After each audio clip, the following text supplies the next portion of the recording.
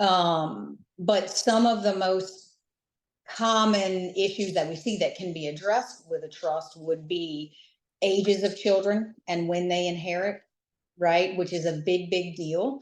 But in a trust, since it's its own entity, that trust document can put stipulations in it. So you can say, my kids will inherit from me, but they won't get their share until they are 30 or until they are 40 or until they have a degree, right? And you can also say things like one of the most common things in our trust that we provide for are for underage kids, right? Because you might not want 18-year-old getting $500,000 in life insurance, right? But the trustee can, at their discretion, pay for their tuition, pay for their health needs, do those things, and preserve their share until they reach a certain age and give it to them.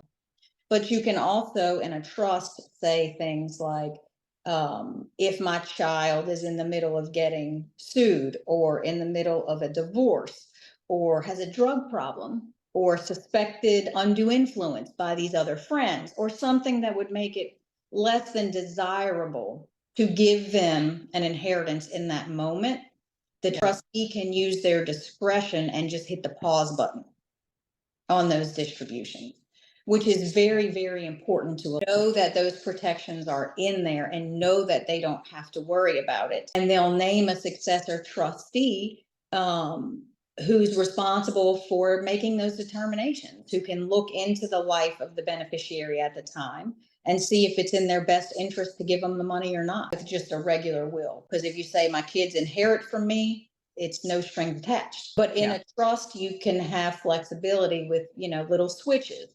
If this is happening, then this is what we do.